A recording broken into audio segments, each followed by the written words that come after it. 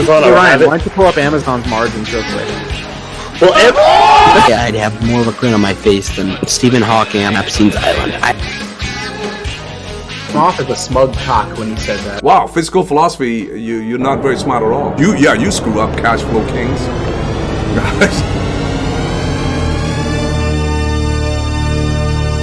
Dissector, you are an idiot. Hello, everybody. It's Saturday. It's 8 p.m. Eastern. Surprise, surprise, we're back again. You really thought we were going to miss a Saturday? Yeah, bitches. It's a double header this weekend. It's a double header. So welcome in, everybody. Unfortunately, we are not live tonight. So you're commenting right now in the comment section.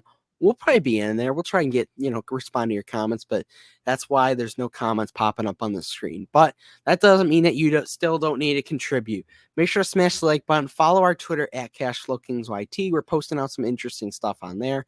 And our Twitch at CashflowKings.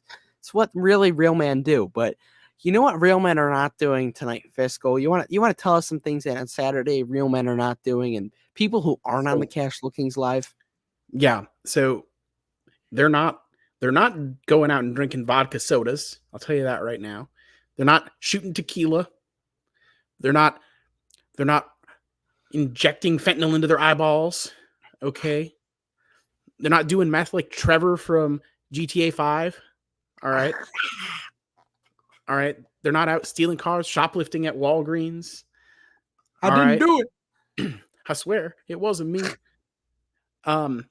They're just not doing any of that stuff. They're abstaining. They're not vaping. That's for sure. My vape. Oh, they're not stuffing zins. They're not stuffing zins into their mouths. No upper deckies here. No upper deckies. None whatsoever. Yep. So no they're being 3 milli lit pillies. Definitely not. You know what they are? You know what they are doing though? I'm assuming they're watching the Cashflow Kings live every Saturday. They are. There's probably only like 40 of them or something, but those are the real men. 40, 50 people. We account for all of you too. So once we do blow up, we'll remember the OGs. And I'm just going to say it right now. I don't even know this because it's in the future, but if Frank, Shamir, and John are in the chat at the same time, I know stuff is popping off in the comment section. And let's just say it could be a Project X type night. But today we have some very interesting topics to go over, and I think we're going to start off immediately with the hot topic, the title and thumbnail. And, we typically do our Know Your Role and Shut Your Mouth segment, and, well, why not? We'll do it again. Shut up, bitch! Oh, my God! So, believe it or not, guys, it's not me this week that's really getting the wind of things. It's actually my co-host to the right over here. Fiscal, you've been getting into some heated altercations with some pretty high up people when it comes to the investing community. I don't know. For context, I'll pull him up. He's definitely maybe a more feminine fella. That's okay though. He likes sweater vests. Heard he has a bit of a softer voice. I don't know. He refuses to come on, and I invited him the first time he commented like, hey, and the invitation was as such. I said, hey, you're welcome to come on a live show and state your position. He is he's the grand poobah, you might say, of short sellers, Viceroy at Viceroy Research. They are the ones that published a lot of the negative research about MPW, a stock that I hold. Fake news, that's what we call it. Fake news. I know I'm not 100% allocated into MPW. I do have other stocks, so I won't go to zero if MPW goes to zero. But as you know, it's 50-50. So it is maybe a little below 50-50 after maybe slightly below now that they just got another $1.6 billion. I think is what it comes down to over the course of the week in cash. A little bit harder to go to zero when you've got all that cash. They also announced their dividend, which I'm of the belief that if they had the option to, retain that cash and, use it to pay off more debt, probably a little bit better. But ultimately, the dividend doesn't make a huge difference right this moment. Is it the same amount as last quarter? Yeah. It's not. It hasn't been cut or anything. It's the same amount. Okay. So, hey, here we are. So he left a comment on a video that I did. It would to be now, to be fair, the video I can was pull it up. I'll specifically pull it up. it was specifically about him, the first one. Yeah. And about a bunch of like the tweeting that he was doing while I was on vacation. All sad. Yeah, I was still kind of sick, so I was looking for, sort of an easy topic, and I think that's pretty light and funny. So he he left a comment there, and I simply said, "Hey, feel free to come on our live show and you can state, your thesis, for lack of a better term, and like we'll, maybe ask you some questions about your position on MPW, and we'll keep it respectful, I won't call him a fruit. Hey, I'm not like, if somebody's man enough to like, show up and, come into hostile territory and whatever, I think it's like just an opportunity to get their point of view and not judge them or whatever necessarily, right? So Yeah. I think, there would be something to be said if that was the case. But he basically left the comment and then never engaged again. And Yep. today he did the same exact thing, Fake man's investing. but it was like a novel. He left like a novel in my comments. There we go. Explain this, explain that. Right. That's one of them. So, yeah. It was explain this, explain that, explain this, explain that. As though I There owe we go. him, Yeah. of all people, an explanation on anything. And I almost just replied with, explain what happened to your social worker's license. But Oh, what happened there? I never heard this story. you don't. So it's in the lawsuit that MPW filed against them. Ooh. So the lawsuit says that he lost his social worker's license for basically like, and this is just from memory, so I may not be like nailing the wording exactly, but basically not doing the due diligence for like, basically, as a social worker, you sometimes deal with kids whose like parents maybe like have passed away or become incapacitated or whatever, and that you can either send them to a home as like a last resort, but ideally you want to like, the procedure is that you are supposed to look for living relatives like aunts, uncles, or whatever. And apparently, in this one case, according to what was in the filing, it was send the kid to a home when the kid had like an uncle and like he hadn't really bothered to reach out and see if the uncle or whatever would take him or whatever. And the lawsuit says that like that is what got it taken away. But not only that, but like it says that there, like it was like some really deep like oppositional research type stuff. But basically the implication was that he misled people about whether he actually did try to reach out to the uncle and stuff. And it was like kind of this whole thing of like no credibility. So Come on, Fraser. was, I mean, granted, like, yeah, it's kind of a character attack from something he did in a previous career, but that's what is in the, like, it's on the record. Like there's a PDF for, the whole thing. It's like a 43-page document. So it's kind of a crazy story though. For a fellow who likes to read a whole lot about MPW, he should have a lot of stuff to go through there. Yeah. Well, and it's interesting. And write in your comments. Well, according to, the research on that, he went right from that to like, basically, I'm going to start doing research on stocks and like short selling them or something. And it's like, that's a weird career change from social worker to like stock shorter. So I don't, I don't necessarily know how like somebody like that must be a weird path to get from the one to the other. But either way, so, he left the novel, explain this, explain that. The novel. Yeah, in the comment section, the novel. Huh. And it's like, okay, the video he's replying to is like a 5-minute, 6-minute video where all I really do is summarize a press release about a few hospitals that got sold. And I also mentioned in that video, it's a couple days ago now, that there's some speculation in our community that after the announcement of some of these liquidity transactions, they may then, announce about the dividend, which, by the way, that ended up happening today. It's free So I money. ended up being right. But really, what it comes down to is in this latest comment in the novel, he said some things that were like a little bit insulting, like I clearly don't understand Yeah. this and all that. And it's like, okay, like maybe, but then he also like Yeah.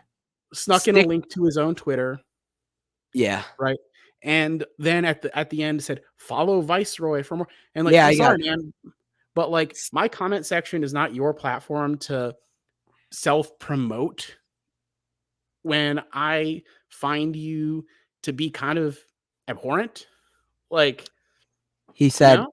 there's a rule to investing. Stick with what you know and understand. This video, or should I say it in like a fruity voice? Do you think that'd be more appropriate? All right, here we go.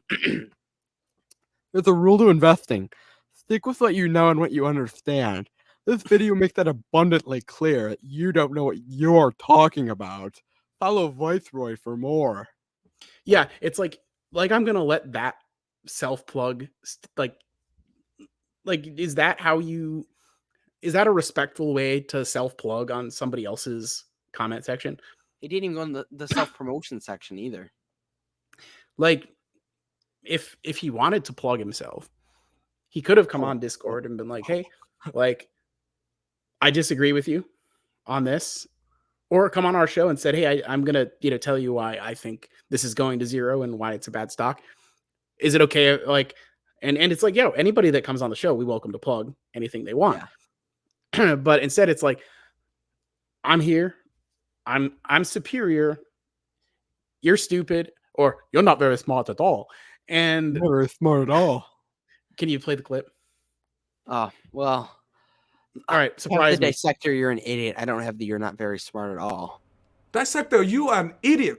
Yeah. So basically, he called me Dissector.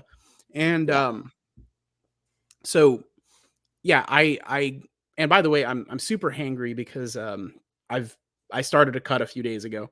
So yes, like I'm like, fuck this guy, and I go hide the user, but then like I talked to you and you were like, hey, unhide. It might be good for engagement. Publicity like, for the cash flow kings. You gotta and I'm like, okay. So I go to unhide it.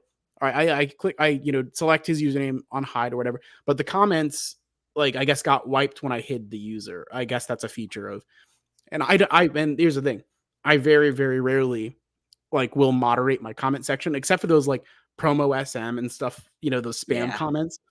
I don't delete or report or block anything else. Really. Yeah.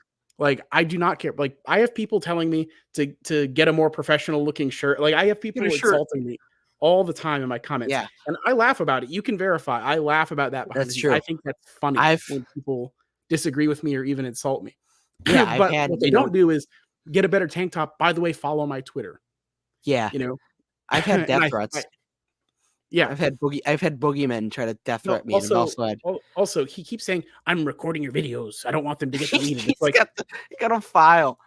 It's like okay, got a file titled FP MPW. I don't know. Like, what do you want me to think about that? Like, I'm just a random guy like talking about the stocks that I buy, bro. Like, or the stocks that are on my watch list or whatever. I have 1,700 subs. Like, what is it that you think you're going to do? Like, why do you think I would like, oh, MPW went to zero, I'm going to delete all the videos now. And everybody that subscribed to my channel specifically to see videos on this stock, they're all going to just forget that I bought it and think that I never bought the stock and that I'm always right if I delete the video. Like, once a cult leader, always a cult leader. Yeah. Like, what does he think I'm going to hide from? Like, come on. It's a joke. Like, of course, yeah, if it went to zero, which, by the way, very, very unlikely that that's happening anytime soon now. 50-50. 50-50. No, it's definitely, it's exceedingly unlikely with the liquidity that they now have. Like, you could argue that, oh, maybe, they need more liquidity they do have more debt coming mature than the 1.6 billion they've got now will cover for sure. But they say they're working on more transactions. last earnings, they said that they were working on these transactions, and the transactions, they came through, right? So it's like, at what point do we believe that management has more transactions that they're working on when they say that they're doing that? Like, so far, like, they said this and then it happened. So like, is their track record going back to 2021 or whatever perfect? I mean, maybe there's some flaws. Stabulo brought up that usually the things that they've said have ended up being like pretty correct, but like it's either convoluted or hard to understand or vague. Yeah. In how they write it up in either their press releases or their like 10Ks and stuff. So I don't know. Like, I definitely say that I trust Stabulo's opinion a little bit more because he wasn't he wasn't into this, before. He's not like a true believer or anything. Yeah. He researched it on his own and went 100% in. And this isn't the normal type of thing you would see him buy. Yeah. Yeah, he owned FICO. It was a compounder quality dividend growth investor, you could even say. And he has done more reading on this, because hey, if you're 100% in something, you better have done your reading, right? Yeah. Well, go watch that live if you guys haven't already after this one. It's definitely a very interesting conversation. Double D's comes in halfway through. Who doesn't love when a pair of Double D's comes in halfway through? I know I do. It's always a pleasant surprise. Definitely, for sure. We talked a little bit about Starbucks last night, and it's getting quite close to your price target. You recently made a video on it. Where's realistically do you think you'd actually buy Starbucks? I know you said 75. Where I'm going to start looking at it at 75. We're no man's investors here. We need the double cult going. There's an ongoing bet for me to buy MPW, and likely not going to happen. But the betting odds are in your favor, my friend, to get on the Starbucks cult. One share is all you need. So if it gets to 75, I promise I will at least buy one share. There you go. You can even do a fractional share. I don't even care. No. I only do full shares. Oh. I usually only do lots of 100. So, but no, when it comes to Starbucks, I do think at 75, it starts to make sense in my head. But, I'm not using... I'm not okay with like an 8.5% discount rate and like 12% growth. Like, maybe for like the next 4 or 5 years they can get 12% growth, but like then after they've exhausted their expansion in China, where are they going to get 12% from? Yeah. Like, these are the things I'm thinking about, right? Like, Starbucks is a pretty mature business. They have some places yet left on a scale of 10. We'd give them like a 6.5 or a 7, maybe. A scale of what, like quality or valuation? Maturity. Like 10 out of 10 would be like, I don't know. Jesus. McDonald's, Coca-Cola. Yeah, McDonald's. Yeah. Yeah. Starbucks is probably around a 7. I would say, like, they're in a lot of the obvious places, right? But I do think, there's still some, and if like India got super industrialized and modern, and some countries in the African continent did, maybe they could then expand there later, but like so could McDonald's and Coke, right? Yeah. But yeah, ultimately, I think they're relatively mature and they have good growth for now, but it's very difficult to estimate like exactly when that starts to slow down, and then how much of a premium will the market give you at that point. Yeah. Now they could keep driving up EPS with pricing power the way the tobacco companies have, and buybacks maybe, and buybacks, which I'd prefer they do if the stock keeps getting cheaper. I would like them to put the gas on the buybacks, step on it. The buybacks right now. They've historically done buybacks. They suspended them a few years ago, but they brought them back recently. Yeah. So but yeah, like I don't necessarily want to pay a huge premium for a company that's like pretty mature, but I do want to give them credit for how big they are, their moat, their brand loyalty. Like, I didn't I didn't take anything off the value for they actually have negative tangible book value, but I think their brand value outweighs that. So I didn't knock anything off the valuation for that. Do you know if there's any Starbucks unions out in Arizona where you are? No idea. I don't even, and that's maybe another thing. Like I don't go to Starbucks or Dutch Bros or any of that stuff really. I think So, I think once we do the Cashflow Kings IRL show in a couple of years, I think definitely we got to find one of these union protests and have the boss, the real boss, to show up and ask him some of the hard hitting questions. Some of the questions that unfortunately are in reality. But while we're on the topic of unions and fast food, we didn't talk about this, but California recently raised the minimum wage for fast food workers to $20 an hour. It's a lot of dough, fiscal. $20 an hour, you can get with minus taxes, that's like one Starbucks drink every hour you're working for. That's good value. That's free money right there. What are your thoughts on it? I made a video on it a while back, but I don't think we've formally discussed it here. I don't know, man. So, little column A, little column B, right? Like, you could say I'm 50-50. Yeah, I mean, I'm definitely all for giving, minimum wage workers definitely increased pay over time and solid benefits. But I think a jump from $16 to $20, that's wild. That's a 25% increase. So yeah, I was kind of BSing about the 50-50 thing. Yeah, I think at the end of the day, I think that that 20 an hour thing, we're talking about not only the fact that it's such a big increase over where it was, but we're talking about, if you work a standard 2,000-ish hours a year, we're talking about $40K a year, basically. It's free money. They're that has to come from somewhere. The idea, they always, it's they think that if you just raise minimum wage high enough, everybody can be a millionaire. Well, I guess that's true, but inflation will also make it so being a millionaire isn't worth jack shit. That's the problem. And it sucks because, basically in capitalism, there's basically winners and losers. That's basically how it works.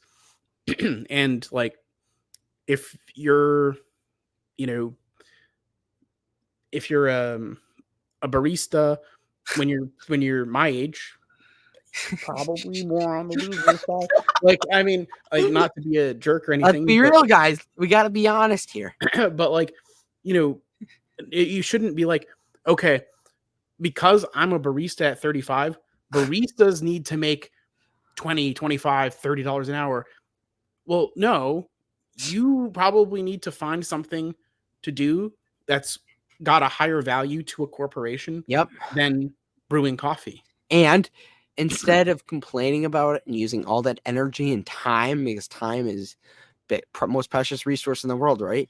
Instead of using all that energy and time complaining on the internet, crying about it in the union, like Starbucks workers, why don't you put that time, effort, even money, because you're spending money with the time.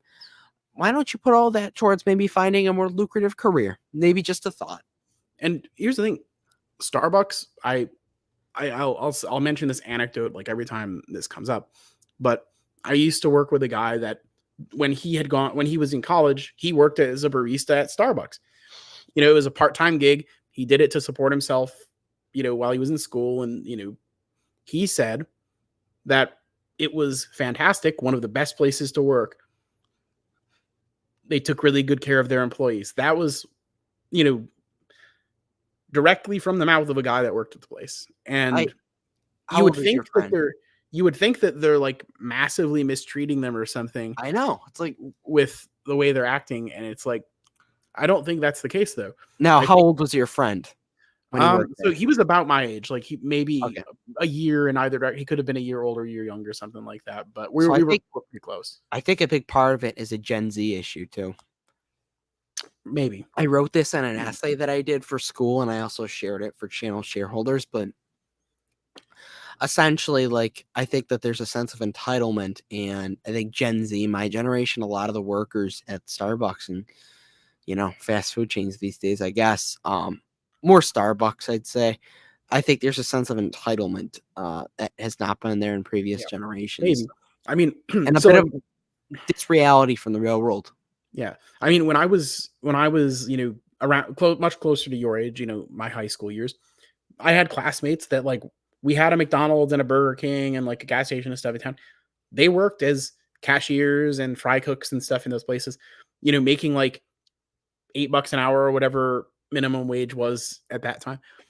And they were doing it as like a part-time job to have extra money to like pay for their gas and their car insurance and stuff like that. And then when they got older, they, when they graduated high school, they either looked for like a more, higher paying job, either like in some type of a trade or being a mechanic or that kind of thing, maybe like manufacturing. We had a Chrysler plant nearby, or they went to college and like tried to pursue like a white collar thing or, medicine or law or that kind of thing. So it's not like they were like, okay, so I'm 16, I'm working as a fry cook. And then when I graduate high school, I'm going to just continue that for my career. That's a good idea. And that wasn't really like anybody's mindset. And then I'm going to unionize all the fry cooks at McDonald's. And then we're going to demand 20. Like, no, it was like, hey, this is something I'm doing temporarily at this stage of my life. Like those jobs are intended to be like a part-time gig for a teenager. Like it's been that way like since like fast casual diners. And I understand there's like franchisees and like store managers too that like actually are like full-time. The store manager is probably like either an owner operator or like a full-time store manager hired by a franchisee that maybe owns multiple stores, and they have a full-time store manager at each, maybe even a few full-time shift managers. But I take that back though, because Starbucks does not run franchisees. I don't believe. I think they're all company-owned stores. So I think that's another thing that makes their business model extremely vulnerable to this, because this is why you'll never see like a McDonald's union or like go national, right? Because they're all technically separate businesses. Yeah. So that's something to keep in mind. I think that's also the same with Apple too. So interesting things here on the Cash Flow Kings talking about unions. We want to have somebody that's like a union advocate or whatever come on, but unfortunately we haven't had that offer yet. Now, I'm not like completely anti-union. Like I do think there is some. Yeah, I'm with you. Like I think teachers probably need definitely. it because like let's face it, they would get stiffed 100% if they didn't work together to bargain. And that is like that's critical for our society to run, I think, as teachers. Same with like police, firefighters, and that kind of stuff, like nurses. Yeah. It's like, hey, these are extremely critical. Like if the fast food joint shuts down because of like the world keeps moving, right? But like these other situations where, frankly, you could argue they're underpaid for like the value they bring to society, right? Even UPS drivers. Yeah. I mean, UPS actually, all UPS is union, not just the drivers. Yeah. I've known people that worked at UPS also, by the way. There we go. And there were things they liked and disliked about the union. So it's like, just because you have a union doesn't necessarily mean it's all rainbows and sunshine either. The union doesn't instantly fix everything. And some things in the union can go against you as well. People forget that, like, if you're a high performer, for example, you'll get paid the same as the guy that does the absolute bare minimum. So it encourages people to do the bare minimum and not, necessarily meet their potential. Also, layoffs. I think layoffs after. Management is usually not in the union. So like it's probably weird where if you like, I think it's difficult to like get promoted, because then suddenly you're going from being like one of the boys in the union to then being the enemy in management. That's kind of it's an antagonistic relationship. Like, from my perspective, I think there shouldn't be an adversarial relationship between management and the employees. But if management is not part of the union and the employees are part of a union, it's like they're playing for different teams, and like everybody should be working for like trying to do what's best for the organization if you are employed by it, not just like we're against each other. No, like Yeah. let's think about the company that we work for and the fact that if it doesn't turn a profit, like we're gone, like union or not. Bankruptcy is bankruptcy. Yeah. All right, Fisco. Well, we are doing our weekly recap on this show too. So it's been a bit of a hectic week in terms of dips, and we love dips here on the Cash Flow Kings. Dippin' Dots, dips in the stock market. We're here for it. But Fiscal, why don't you share to some of us your transactions for the week? So I have done, and I know I haven't really publicized this much, a little bit of minor portfolio reconstruction, as you guys like to call it. Are they compounders though? Are they compounders with cheese? That's too funny. So I got rid of 3 stocks. So essentially I've started to think a little bit on the concept of exit strategies, because I think not every stock is a buy it and hold it for 40 years kind of stock, right? Some of them, and most of them, I try to get them when I think they might be undervalued. But sometimes at a certain point, I sit here and I think, well, maybe it wasn't that undervalued. And what point is this serving in my portfolio right now? And anything where I didn't feel like I had like a pretty good reason, I'm trying to come up with short to medium term exit strategies and maybe some longer term exit strategies for some of the bigger positions. Like, at what point would I sell this or consider selling this? That's what I'm starting to think about. Because ultimately, I think as stocks that were undervalued become fairly valued or overvalued, there may be better opportunities in the future. Yeah. So that being said, I dumped Global Net Lease. Basically, almost everything I've been able to find has really pointed towards them being kind of run like trash. They might have decent properties, maybe decent tenants. This was, part of the discussion on Discord. Somebody had said, "Oh, they have decent tenants, but I think management sucks." Well, that's the thing, right? MPW, it's kind of like it's a little bit more nuanced, where like they have a big tenant that sucks, a lot of tenants that are pretty decent, and management seems like pretty based sometimes. But anyway, so I dumped Global Net Lease because if you add together, the dividends I collected in the time I've owned it, and like look at where the price was, I've probably kind of broken evenish on it. I took a hit on the share price, but the yield was stupid high, like 20% or something. Mhm. So it probably evened out. PSEC, and that's another one. It's a business development company. And I think I pulled a Khmer there and I bought it because the income looked good. But it was like, Income. it was like 0.5% or something, less than 0.5% of the portfolio. And I'm just like sitting here getting this $6 every month, but like watching the share price just erode and not really seeing any indication that they grow value without, like, they grow their revenue, but they always do it with dilution. And the share price is so cheap, it's like the dilution just sucks. And not it's income. like, yeah, it's like, eh. And if your your share price is eroding and the income isn't offsetting it, which it's not. I mean, I can't pull a Khmer. Yeah. Even with a small portion of the portfolio. And it isn't on margin either, so you're not really on that level. No, it's not on margin. That's what I should have done. I should have gone on margin and got 100K worth of PSEC. Yeah.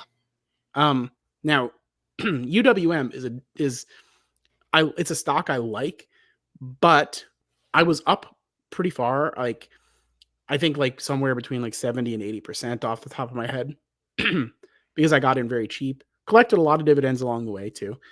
But I sit here saying, like, this is a bet on the housing market. And do I really want to have to sit here and like ponder like which direction is the housing market going to go? Because that affects them a lot, right? Interest rates affect the housing market. The housing market affects UWM because they're United Wholesale Mortgage. So I'm sitting here thinking, is that really something I want to have to like constantly be thinking about and keeping track of for like 0.5% of my portfolio? And I'm up enough, like, why not just take the W and worry about something else and, pile up a little bit more cash and look for maybe a more concentrated opportunity. So got rid of that one as well. Rest in peace. I do still have some of it in my Vanguard account, but I barely look at it. So I won't be thinking about it if it's in my Vanguard account. Yeah. Now, KeyCorp. I rolled an option. So I have a $15 strike covered call on this, meaning if the share price stays above $15, I will sell it for $15 a share. That would be a slight loss, but the difference between these two options was roughly 53 and change. So I collected another $53 just for pushing it out in time a little bit from the 12th to the 24th of next month. So about a 6-week, rollout in time. Now their share price actually got obliterated like a lot of other things this week. So it doesn't look like I'm going to exceed that $15 strike price unless things recover in the next 6 weeks. So maybe I'll keep the shares and the premium. That's free money. It's free money. Now, another thing I did, I bought a couple hundred more shares of Grab. My favorite stock to talk about on the weekly recaps. Yeah. Yeah. If only Double D's was here. So, this is basically like if you got into Uber early is how I look at it, but I believe they have more financial discipline And a better stock ticker. Yeah, much better stock. But Uber likes to burn a lot of money on their Uber Freight business, which is not very profitable. Actually, like really, really burn. They've just, it's basically they took a pile of share and they diluted, by the way. Uber has. Bearish. And and they've lit that shareholder money on fire. So yeah, not a big fan of Uber, but Uber does own a percentage, like I think it's like 9% or something. I don't know the exact percentage, but they own a good chunk of Grab actually. They basically did a deal where Grab gives them X amount of shares in exchange for Uber staying out of their territory. Walter White territory right there. Yeah, Grab is the Walter White of rideshare. Stay out of my territory. Stay out of my territory. By the way, you can't use those buckets for cooking meth. Yeah, no, if we got like the proper music going too, it would like perfectly, it'd be like, we'll try this. I am the one who knocks. Yeah. So, also geographically where Grab is located, they're in Singapore, which is where they're headquartered. So this isn't a Chinese company. It's an Asian company, but not a Chinese company. Now, if you are worried about China, this is a good way to get into emerging markets without having to deal with China directly, right? Yeah. So they operate in the Philippines, Thailand, Malaysia, Myanmar, I think like Vietnam and Cambodia. I think that's most of them, and Singapore where they're headquartered. Most of those countries, you might know, are not very rich countries.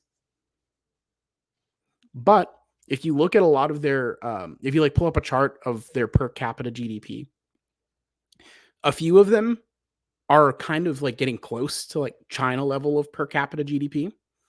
And the per capita GDP growth rates since like 1990 have like gone in like a hockey stick kind of pattern. So they're getting richer, basically. Yeah. There's a possible up and coming growing middle class in these countries.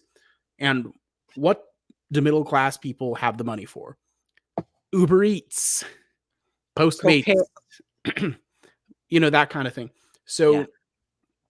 I think Grab will definitely benefit from the rise in more prosperous people in those areas, but it's also not in a communist country with a really crappy birth rate.